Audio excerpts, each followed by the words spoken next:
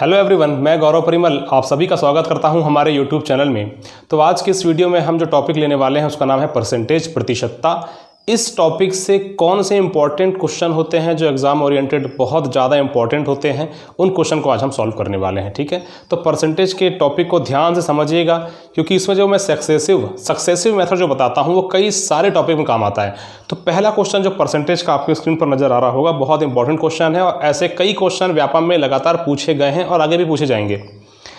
पहला, चावल का मूल्य 25% बढ़ जाता है, उसकी खपत कितने प्रतिशत कम की जाए ताकि कुल खर्चे में कोई बदलाव ना आए। देखिए क्या है, मूल्य 25% बढ़ गया, मूल्य जो है ये बढ़ गया 25%। ठीक है, बढ़ गया। उसकी खपत में कितने प्रतिशत की कमी की जाए ताकि कुल खर्चे में कोई बदलाव ना आए। देखिए कॉन्सेप्ट को समझिएगा ध्यान से। क्या है, हम अगर कभी भी पैसे खर्च करते हैं तो वो खर्च एक्चुअल में बनता कैसे है, इसको एक एग्जांपल के तौर पे समझते हैं। अगर मैं 100 रुपये खर्च कर रहा हूं, कितना रुपए खर्च कर रहा हूं, 100 रुपये। मैं कोई सामान खरीदता हूं जिसका जो प्राइस था कितना था, 20 रुपये था। मान लो 20 रुपये पर केजी, 20 रुपये पर केजी वाला कोई मैं सामान खरीद रहा हूं और मेरे पास 100 रुपये है खर्चे के लिए और पूरे पैसे खर्च करके आना है मुझे। तो मैं वो सामान, कोई भी सामान समझ लो, उसको मैं कितना किलो ले सकता हूँ, 5 किलो ले सकता हूँ। क्लियर है, 20 रुपीज़ पर केजी है, मैंने 5 किलो ले लिया। टोटल मुझे कितने रुपए खर्च करने पड़ेंगे, 100 रुपये खर्च करने पड़ेंगे। आया कहाँ से 100 रुपये, ये जो 20 रुपये पर केजी है क्या है, ये भाव है, मूल्य है, प्राइस है, ये है मूल्य। और ये जो 5 किलो जो मैंने खर्च किया, मतलब 5 किलो जो मैंने खरीदा है, ये क्या है, ये खपत है, कंजप्शन। ठीक है, तो ये खर्च एक्चुअली बनता कैसे है, मूल्य इनटू खपत से। अगर एक और केस में मैं क्या करता हूं, मैं 100 रुपये लेकर के मार्केट जाता हूं, मुझे उतने ही पैसे मिले जितने कि पहले केस में मिले थे, 100 रुपये। तब क्या होता है, अगर मैं इस मूल्य और खपत और एक खर्च के संबंध को अच्छे से आपको समझाना चाहूं तो इस प्रकार से बताता हूं कि खर्च पहले भी उतना था, अभी भी उतना है। ठीक है, और मुझे कहा गया कि 100 रुपये लेकर के सामान लेके आना है, लेकिन अब प्राइस क्या है, बढ़ चुका है। क्वेश्चन में है ना, प्राइस बढ़ गया है, प्राइस बढ़ गया है, प्राइस बढ़ करके 25 रुपीस पर केजी हो गया है। तो मैं अब कितना सामान ला सकता हूं, मैं केवल 4 किलो ही सामान ला सकता हूं। तो इससे हमने क्या समझा, हमने ये समझा कि अगर खर्च में किसी प्रकार का कोई भी परिवर्तन देखने ना पड़े या अपरिवर्तित रहे, कांस्टेंट रहे, तो होता क्या है, प्राइस, खर्च पहले भी वही था, खर्च अभी भी वही है, ये दोनों के दोनों क्या हो जाए, अपरिवर्तित। पहले वाला खर्च और अभी वाला खर्च दोनों एक बराबर हो जाए, तो ये जो मूल्य है, मूल्य को मैं प्राइस लिखता हूं P, और जो खपत है कंजप्शन को मैं C लिखता हूं, और ये हो जाए अपरिवर्तित, मतलब कांस्टेंट हो जाए। तो इनके बीच में संबंध कैसे पता चलता है, ये P जो होगा ये क्या होगा, ये व्युत्क्रमानुपाती या समानुपाती 1/C होगा, इससे इनवर्सली प्रोपोर्शनल टू होगा खपत के। कैसे आया ये, देखिए पहले 20 था, प्राइस का अगर मैं रेशियो निकाल लेता हूं, पहले 20 रुपये पर केजी था, अभी 25 रुपये पर केजी हो गया है। ठीक है, इसको मैं काट दूं, 5 चौके 20, 5 पंचे 25। तो ये कंजप्शन जो होगा ये क्या हो जाएगा, 5 से 4 हो जाएगा। कैसे, 5 से 4 उल्टा हो गया। कैसे, यहां पर देखो, पहले 5 केजी ला रहा था सामान, अभी कितना केजी ला रहा है, 4 केजी। इसको सिंप्लीफाई करने की जरूरत ही नहीं है, पहले से ही 5:4 दिख रहा है। तो ये जो होता है, कैसे, खर्च अपरिवर्तित रहने वाले केस में आपको क्या करना है, प्राइस और कंजप्शन जो है इसको इनवर्सली प्रोपोर्शनल ले लेना है, या फिर उसका रेशियो जो होगा जस्ट उसको पलट लेना है। अब इसको क्वेश्चन के संदर्भ में हम समझेंगे कि क्वेश्चन क्या कहा गया था। क्वेश्चन था, चावल का मूल्य 25% बढ़ जाता है तो उसकी खपत कितने परसेंट कम की जाए ताकि कुल खर्चे में कोई बदलाव ना आए। पहले मैं क्या करूंगा, प्राइस का रेशियो लूंगा, और ये प्राइस का रेशियो कैसे होगा, 25% की फ्रैक्शन वैल्यू 1/4, 1/4 मतलब प्राइस था पहले 4 रेशियो, अभी 1 बढ़ गया तो कितना हो गया, 5 रेशियो। कंजप्शन का रेशियो क्या हो जाएगा, मैंने कहा अभी कुछ देर पहले, खर्च मतलब एक्सपेंडिचर, ठीक है। ये क्या है यहाँ पर, अपरिवर्तित है। और अगर ये अपरिवर्तित है तो जो प्राइस का जो रेशियो है जस्ट उसको पलट देना है, 5:4 हो जाएगा। तो कितने परसेंट कम हुआ, ये 5 से 4 हो गया, मतलब एक रेशियो कम हो गया। किसके रिस्पेक्ट में, पिछले वाले की कंपेयर करते हैं हम कि बड़ा की ज़्यादा कम हुआ, पिछले वाले वैल्यू के आधार पर हम कैलकुलेट करते हैं। तो 5 से हम ये काट पीट के 20% इसका आंसर आ जाएगा। अब जो सक्सेसिव केस लगा है, क्यों लगा है, कभी भी जब दो इकाइयाँ ये आपस में मल्टीप्लाई होकर के तीसरा हमें देता है, मल्टीप्लाई होकर के, हम जानते हैं कि जो प्राइस है अगर कंजप्शन से मल्टीप्लाई होगा तो हमें खर्च मिलेगा, यहाँ पर खर्च मिलेगा, उस केस में हम सक्सेसिव लगाते हैं। जहाँ कहीं भी, चाहे वो आयत में इतने परसेंट की वृद्धि होती है ऐसा वाला क्वेश्चन हो या साधारण चक्रवृद्धि ब्याज वाला क्वेश्चन है, जहाँ पर दो इकाइयाँ आपस में मल्टीप्लाई होकर तीसरा देता है तो उसमें हम सक्सेसिव केस लगाते हैं। बहुत सारे क्वेश्चन हमने इस रेशियो मेथड, सक्सेसिव मेथड से सॉल्व किए हैं, ठीक है। चलिए अगला क्वेश्चन जो है बिल्कुल ऐसे ही क्वेश्चन मैं लेता हूं। अब ये तो मैंने आपको समझाया, एक्सप्लेन किया मूल्य, खपत और खर्च में संबंध प्रदर्शित करने के लिए, वरना ये क्वेश्चन डायरेक्टली इतने में ही होता है। ये तो समझाना था मुझे कि किस प्रकार से रेशियो पलटता है, उसको समझाने के लिए मैंने एग्जाम्पल लिया। अब अगला क्वेश्चन मैं लेता हूँ इसी प्राइस कंजप्शन के आधार पर। क्या है वो क्वेश्चन, और भी ज़्यादा क्लियर हो जाएगा। और ऐसे क्वेश्चन बिल्कुल व्यापार में पूछे गए हैं और पूछे जाएंगे। क्वेश्चन क्या है, चीनी की कीमत में 32% की वृद्धि होती है। चीनी की कीमत में 32%, तो प्राइस जो है बढ़ गया कितना, 32%। मतलब कि इसको मैं सीधे 32/100 लिख देता हूँ। प्राइस जो था पहले था 100, अब हो गया है 32 बढ़ करके 132 हो गया है। एक परिवार अपनी खपत कम कर देता है ताकि चीनी का खर्च केवल 10% बढ़ जाए। अब देखो क्वेश्चन में थोड़ा सा चेंज है कि चीनी का खर्च केवल 10% बढ़ जाए। अभी मुझे ये नहीं पता कि खपत कितनी है, लेकिन मुझे इतना ज़रूर पता है कि जो एक्सपेंडिचर है केवल 10% बढ़ रहा है। 10% की फ्रैक्शन वैल्यू 1/10, मतलब पहले 10 था, अब 1 बढ़ करके 11 हो गया है। क्लियर। यदि मूल्य वृद्धि के पहले चीनी की कुल खपत 10.8 थी, यह रेशियो में आएगा, और हमारा ये एक्चुअल वैल्यू दी गई है 10.8 थी, तो वर्तमान में चीनी की खपत कितनी है, हमें ये वाली वैल्यू निकालना है। अब हमें नहीं पता ये तो क्या है, रेशियो में क्या आ रहा है, और ऐसा भी नहीं कर सकते हम इस क्वेश्चन में कि इसे सिंप्लीफाई करें और इसको पलट के लिख दें। क्यों नहीं कर सकते, कुछ देर पहले बताया कि यहाँ पर अपरिवर्तित कांस्टेंट ये वर्ड लिखा होना जरूरी था, लेकिन ये तो 10 से 11 हो गया, तो इसको पलटने का सवाल ही नहीं। हर क्वेश्चन में कुछ ना कुछ चेंजेस होता है, ध्यान से समझिएगा। पेपर में वही लोग फंसते हैं जो प्रैक्टिस करके नहीं जाते। प्रैक्टिस कीजिएगा ऐसे सारे क्वेश्चंस की। अब मुझे यहाँ नहीं पता तो मैं क्या XY मान लेता हूँ, नहीं पता, बचपन से मानते आए हैं XY, मान लो। अब देखो ध्यान से, हाँ एक और चीज़, ये रेशियो वाला मेथड जो होता है उसमें एक और चीज़ सीखिए। हम ये जो लाइन नज़र आ रही है हमें, इसके नीचे से इसके ऊपर वाले को काट सकते हैं, बिल्कुल काट सकते हैं। तो 10 से काटूंगा मैं, 10 दाम 100, 11 से इसके ऊपर होना चाहिए ना, ठीक है, 11 कम 11, 2 बचा, 11 दूनी 22। एक बात और, अगर ये लाइन के ऊपर होता 10 और 11 तो मैं काट लेता क्या, नहीं काट सकता था। अगर इस लाइन के ऊपर होता तो ऊपर ऊपर नहीं कटता, तब ये ऐसा कटता है तिरछा, ठीक है। जैसे समझाने के लिए बता रहा हूँ, अगर मान लो ये 4:5 है और ये 25:16 है, ठीक है, और यहाँ कुछ भी है, जैसे मान लो 33:12 कुछ भी है मान लो, ठीक है ना, या मैंने कुछ भी ले लिया, तो मैं अगर काटूंगा लाइन के ऊपर है तो 5 पंचे 25 ऐसा काट सकता हूँ, 4 चौके 16 ऐसे काट सकता हूँ। क्लियर है।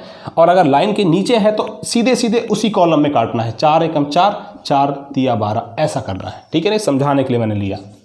अच्छा वापस इसमें आते हैं, ये 10 से 12 हो गया, क्लियर है, और ये 10 से 11 दोनों कट चुका है, तो ये हो गया 1, ये हो गया 1, ठीक है। अब x और y पर क्या आएगा, देखिए क्या आएगा, हम यहाँ से तीर निकलेगा और इसमें जाके टकराएगा, 1 से 10 का गुणा होगा, कितना आ रहा है 10, तो जहाँ से तीर निकला था ठीक उसके ऊपर यहाँ आ जाएगा 10, सेम टू सेम काम यहाँ पे। अच्छा ये और सिंप्लीफाई हो सकता था, कोई बात नहीं, बाद में कर देंगे। यहाँ से तीर निकालेंगे, यहाँ पर टकराएंगे, 1 से 12 का मल्टीप्लाई होगा, कितना आएगा 12, और कहाँ लिखाएगा 12, यहाँ की यहाँ, तो जहाँ से तीर निकला है वहाँ उसके ऊपर यहाँ आएगा 12, तो 12 से 10 हो गया। और सिंप्लीफाई कर सकते हैं तो 2 छक्के 12, 2 पंचे 10, तो 6 से 5 हो गया। अब यहाँ पे रेशियो में हमको पता है 6 है और एक्चुअल में हमें यही वैल्यू 10.8 दी गई है, तो 6 रेशियो बराबर 10.8, तो 6 एकम 6 कितना बचा 4, 6 अट्ठे 48, 1.8, एक रेशियो बराबर 1.8, तो 5 रेशियो बराबर 1.8 इंटू 5, ठीक है। 18 पंचे 8 45 का 0, हंसी लाई 4, 5 का 18 5 90, ठीक है ना। तो ये 9, तो यहाँ पर जो वैल्यू है वो 9 है। मतलब हमारा क्वेश्चन का जो आंसर है कितने प्रति माह चीनी की खपत कितनी अभी कितनी है, तो 9 kg है।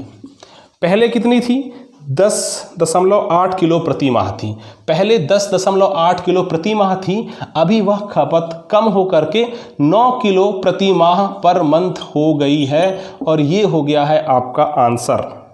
इस प्रकार से आपको क्वेश्चन समझना था। इसके बीच में मुझे बहुत सारा कॉन्सेप्ट समझाना था, इसको मैंने समझाया कि किस प्रकार से हमें चीज़ों को ध्यान देना है, और ये लाइन जो होती है इसके ऊपर कैसे काटते हैं और तिरछा कैसे काटते हैं। अगर ये लाइन है तो जस्ट नीचे वाले से उसी लाइन वाले को हम काट सकते हैं, जो बहुत सारे क्वेश्चन में काम आएगा। और अगर लाइन के ऊपर है तो तिरछा काट सकते हैं, ऊपर है तो तिरछा काट सकते हैं, और अगर ऊपर नीचे है तो एक ही कॉलम में काटना है, ठीक है ना। ये कुछ ऐसे मेथड है जो मैंने अपने ऐप में, भूपेन मिश्रा ऐप में जो कोर्स है मैथ्स एंड रीजनिंग का, उसे बहुत सारे क्वेश्चन के माध्यम से समझाया है। ये आयु वाले क्वेश्चन में भी डायरेक्ट सॉल्व होता है ऐसा question. Ratio method, successive method, 70% topic में मैंने कंप्लीट किया है। 70% क्वेश्चन आपके इसी सब मेथड से बन जाते हैं, कोई फॉर्मूला नहीं, कोई बहुत ज़्यादा दिमाग खराब करने वाला काम नहीं। तो अगर ये आपको सीखना है तो मैथ्स एंड रीजनिंग, हो सकता है कुछ लोगों को ये वाला चीज़ एकदम से समझ ना आए, लेकिन वो रेगुलर क्लास अगर देखेंगे जो ऐप में अवेलेबल है तो ईजिली सारे के सारे क्वेश्चन को आराम से उड़ाएंगे। पहला कोर्स अवेलेबल है मैथ्स एंड रीजनिंग का, भूपेन मिश्रा ऐप है। उस ऐप में मैथ्स एंड रीजनिंग का कोर्स है, 1499 प्राइस है, लेकिन 1049 में प्राइस कम हो जाएगा क्योंकि अभी कूपन चल रहा है सावन 24। इस सावन 24 कूपन को अप्लाई करने पर 30% प्राइस कम हो जाएगा। Same to same hostel warden की टेस्ट सीरीज है, जिसमें कंप्यूटर के 30 क्वेश्चन है। कंप्यूटर के 30 क्वेश्चन इस प्रकार के रखे गए हैं कि 20 क्वेश्चन तो ऐसे रहेंगे कि पेपर में सबसे बनेंगे, 10 क्वेश्चन में पर ही पूरा खेल है। वो 10 क्वेश्चन कुछ अलग ही मिलेगा आपको। ऐसे क्वेश्चन को छांट के इस टेस्ट में रखा गया है। ऐसे क्वेश्चन को आप देख करके जाइएगा, आपके नंबर बिल्कुल बढ़ेंगे। 10 टेस्ट हैं टोटल, उसमें से एक टेस्ट फ्री है। टेस्ट का प्राइस 299 है। सेम टू सेम काम 724 अप्लाई करेंगे, प्राइस 209 हो जाएगा। इसके अलावा टॉपिक वाइज टेस्ट सीरीज है, एक एक टॉपिक से 30-30 क्वेश्चन है। ऐसे को टोटल 17 टेस्ट हैं, 170 प्राइस है उस टेस्ट सीरीज का। इसके अलावा इंग्लिश का कोर्स भी आप परचेस कर सकते हैं, हमारे ऐप में अवेलेबल है।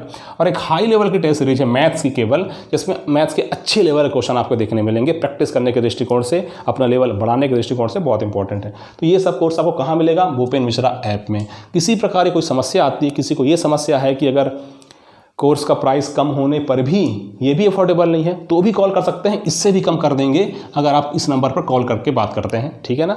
चलिए अब आगे नेक्स्ट जो क्वेश्चन है, ऐसा क्वेश्चन लेता हूं जो परसेंटेज और मेंसुरेशन दोनों में ही काम आ जाएगा, और वो भी रेशियो मेथड से ही हम सॉल्व करेंगे। क्या है क्वेश्चन? एक आयत की चौड़ाई 10% कम की गई तो उसकी लंबाई कितने प्रतिशत बढ़ाई जाए ताकि क्षेत्रफल में कोई बदलाव ना आए। Same to same price, consumption, expenditure वाले कॉन्सेप्ट पर depend, same to same 2 copy वैसा है। आयत की चौड़ाई हम जानते हैं, देखिए अब इसमें सक्सेसिव क्यों लगाऊंगा मैं। आयत का क्षेत्रफल L into B equal to H होता है। अब दो आपस में मल्टीप्लाई होकर तीसरा देते हैं तो हम बिल्कुल लगा सकते हैं, एक L, एक B और एक H का। ऐसा 10% की कमी हो गई चौड़ाई में, चौड़ाई में 10% की कमी हो गई, ठीक है। 10% का मतलब 1/10, मतलब कि पहले 10 था, अब 1 कम हो गया तो 10 से कम होकर के 9 हो गया, 9 हो गया। लंबाई में कितने प्रतिशत बढ़ाई जाए, ये अपरिवर्तित है ना, पहले भी 1 था अभी भी 1 है, ऐसा समझ लो आप। पहले भी 1 था अभी भी 1 है, ठीक है। पहले अगर 25 था अभी 25 है तो काटेंगे तो 1 आएगा।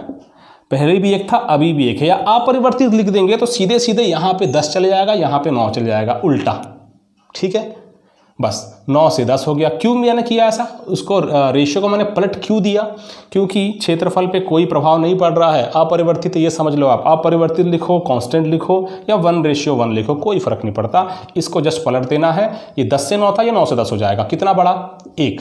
किसके रिस्पेक्ट में, पहले वाली वैल्यू 9 गुणित 100, तो ये 1/9, 11 सही 1/9, ये हो जाएगा परसेंट। इतना क्या हो जाएगा क्वेश्चन, उसके लंबाई में इतने प्रतिशत की वृद्धि हो जाएगी, वृद्धि। ठीक है, इस प्रकार से आपको ये ऐसे मेंसुरेशन में भी काम आएगा और परसेंटेज में भी काम आएगा, और इतने जल्दी बना, कुछ भी ज़्यादा दिमाग लगाने की जरूरत नहीं है। चलिए अगला, ब्रजेश अपने पैसे का 40% अपनी पत्नी को, शेष का 25% अपने बेटे को और शेष का 60% शिक्षा पर खर्च करता है। यदि उसके पास अब 2700 रुपये बचे हैं तो उसने अपने पत्नी को कितने रुपए दिए थे। बहुत ही अच्छा क्वेश्चन और सक्सेसिव मेथड से बिल्कुल बनेगा। क्या है, 40% अपनी पत्नी को देता है, मतलब कि 40%, इसकी फ्रैक्शन वैल्यू 2/5, मतलब कि पहले 5 था 2 दे दिया तो कितना बचेगा, अब इसके पास 3 बचेगा, 5 था 2 दे दिया 3 बचेगा। शेष का 25% अपने बेटे को, शेष का 25%, इसकी फ्रैक्शन वैल्यू 1/4, तो पहले 4 बचा था, अब 1 दे दिया, उसमें से 1 देने के बाद कितना बचा, तो ये 3 बचा। शेष का 60% शिक्षा पर, शेष का 60% शिक्षा पर, 60%, तो ये 20 × 60, 20 × 25 100, 3/5, इसकी फ्रैक्शन वैल्यू पहले 5 था, अब 3 दे दिया तो 2 बचा।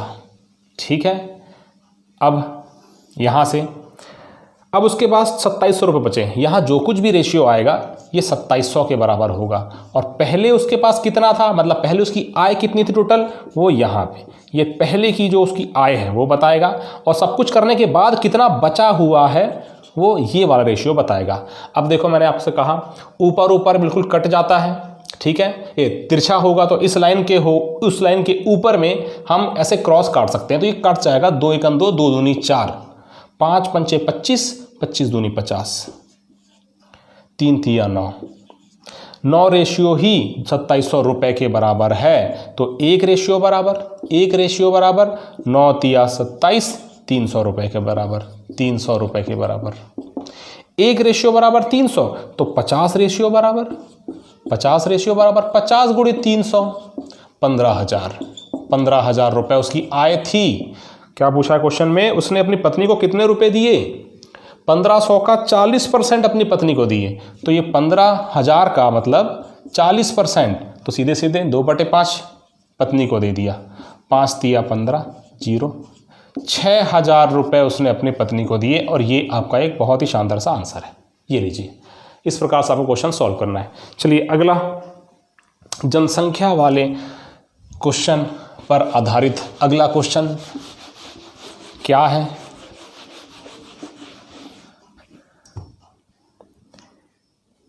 एक शहर की जनसंख्या 50,000 है।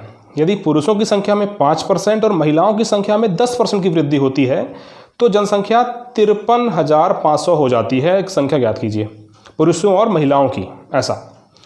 तो पहले जनसंख्या थी 50,000।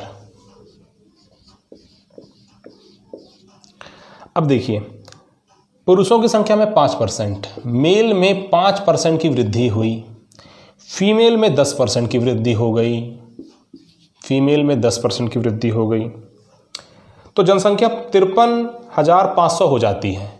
देखिए, इसमें हम एलिगेशन लगा सकते हैं क्या? बिल्कुल लगा सकते हैं। अगर 50,000 से 53,500 हो रही है, 50,000 से 53,500 जनसंख्या हो रही है, तो इसको हम 5 से काट करके 500 में यह कटेगा, ये 5 × 5 और 5 × 7 = 35। इसका मतलब ये कितना बढ़ा? 100 से 107 हुआ, मतलब कि 7 बढ़ा। किसके रिस्पेक्ट में? पहले वाली वैल्यू 100, और ये 7% बड़ी है जनसंख्या। ओवरऑल 7% जनसंख्या बड़ी है। ओवरऑल, मैं इंडिविजुअली मेल और फीमेल की बात नहीं कर रहा, ओवरऑल मेल और फीमेल दोनों को मिक्स करके 7% जनसंख्या बड़ी है। अगर उसको मैं यहाँ लिखूँ तो क्वेश्चन तो बहुत आसानी से सॉल्व हो जाएगा। इन दोनों का डिफरेंस 7 और 5 का 2%, इन दोनों का डिफरेंस 7 और 10 का 3%। रेशियो निकाल लो, कितना हो जाएगा? 3:2 हो जाएगा, सीधे परसेंट से परसेंट गया।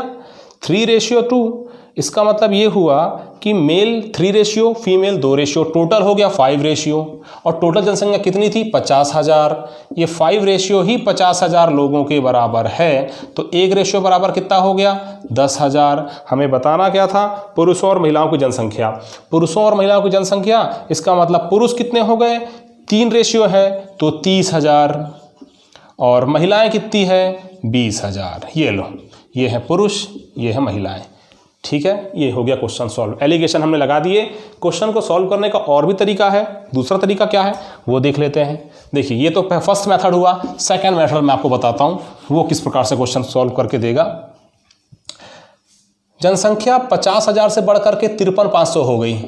ठीक है, और मेल में 5% की वृद्धि हुई, फीमेल में 10% की वृद्धि हुई। मैं एक काम करता हूं कि फीमेल को भी मैं बोलता हूं कि नहीं 10% नहीं 5% ही वृद्धि हुई है। ठीक है ना, फीमेल में भी 5% की वृद्धि हुई है। तो अगर ऐसा होता तो 50,000 का ओवरऑल 5% की वृद्धि होती वाली केस में की बात कर रहा हूं। फीमेल को 10%, मेल को 5%, ये अलग अलग लेके नहीं चलता। मैं एज्यूम कर लेता हूं कि नहीं, फीमेल का भी मान लो 5% होता तो क्या होता? ओवरऑल 50,000 का 5% बढ़ता। तो 50,000 का 5% बढ़ा दो, कितना होगा? 5% 2500। उस केस में जनसंख्या बढ़ करके होती 52,500 ये जनसंख्या होती। क्लियर है? चीज़ों को ध्यान से समझना, कॉन्सेप्ट को पकड़ना अच्छे से। अगर फीमेल का 10% नहीं बढ़ा होता, 5% बड़ा होता, तो मेल का भी 5% बढ़ा, फीमेल का भी 5% बढ़ा, मतलब ओवरऑल 5% बढ़ा। और ओवरऑल 5% बढ़ता तो 50,000 का 5% 2500 बढ़ करके 50,000 में ऐड करेंगे हम, बढ़ रहा है तो 50,000 से वो हो जाता 52,500। लेकिन ऐसा हुआ क्या? नहीं हुआ। हुआ क्या है? जनसंख्या तो 53,500 बढ़ी है, तो 53,500 जनसंख्या बढ़ी है, तो हमारा तो अंतर आ रहा है, ये 52,500 हमारा जो एज्यूम करके बनाए हैं, तो एक्चुअल में ये 1000 का अंतर पड़ रहा है। एक्चुअल में 1000 का अंतर पड़ रहा है। तो 1000 ये कम क्यों आया? क्यों कम आया? 53,500 से 52,500 क्यों आया? क्योंकि हमने फीमेल की जनसंख्या को 10 की जगह 5 लिया था। तो ये जो 10 की जगह 5 लिया है, ये जो 5% का जो डिफरेंस हमको नजर आया है, यही 1000 के बराबर है। यही 1000 के बराबर है। इसका मतलब 1% निकालना है तो मुझे, या फिर टोटल 100% निकालना है तो निकाल लो। दोनों को अगर मैं 20 से मल्टीप्लाई कर दूंगा तो 100% निकल जाएगा।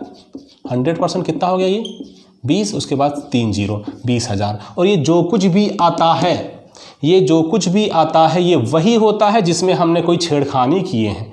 मेल को तो 5 का था, हमने 5 ही लिए हैं, लेकिन फीमेल का 10 से 5 कर दिए, इसमें छेड़खानी की है। इसका मतलब ये हुआ, ये वाला डाटा आया है 20,000, ये वाला डाटा आया है। तो फीमेल का अगर 20,000 हो गया तो मेल का कितना होगा? 50 में 20 कम कर दो, 30,000। ये लो, इस तरीके से भी आंसर आ गया। अलग अलग तरीके होते हैं क्वेश्चन सॉल्व करने के, आपको जो तरीका अच्छा लगता है, बहुत सारे मेथड हैं, आप उसको अपना सकते हैं। ठीक है ना। चलिए, अब क्लास का लास्ट क्वेश्चन जो रहेगा वो क्या है? ये भी जनसंख्या के ऊपर ही है। ये क्वेश्चन कैसा लगा आपको? दोनों मेथड कैसे लगे आपके? बिल्कुल कमेंट करके बताइएगा जरूर। अगला, एक शहर की जनसंख्या 4% की प्रतिवर्ष 4% की वृद्धि होती है। जनवरी 2001 में जनसंख्या 5 लाख थी।